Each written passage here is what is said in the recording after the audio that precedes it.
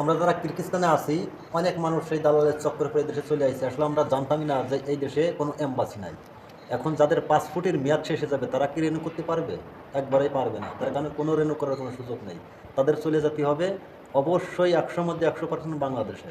বাংলাদেশে যায় কি তারা কি ফিরে আবার আসতে পারবে? এই নিয়ে থাকতেছে মানুষের চিন্তাভাবনা। আসলেও এই নিয়ে ধরেন মনে করেন কি যে ৪ লাখ ৫ লাখ টাকা খরচা করে আইছে। কিছুদিন হয়তো ১ বছর আগে আইছে যে ১.৫ বছর কি ২ বছরের পাসপোর্টের মেয়াদ ছিল। হয়তো ৬ মাসের ৮ মাস ১০ মাসের মেয়াদ ছিল। তারা কি পরবর্তীতে আবার তাই রেনু করতে পারবে? এদেশে কোনো সুযোগ নাই। বেশি, বেশি করে ভিডিওটা শেয়ার করে দেবেন। আমার এই সংবাদ দেওয়ার এই সমস্ত কথাগুলো বলার কারণে অনেকজন আমারে গালিগালাজ করে। তাতে আমার কিছু যায় আসে না। তবে সত্য একটা বাস্তব কথা বললাম।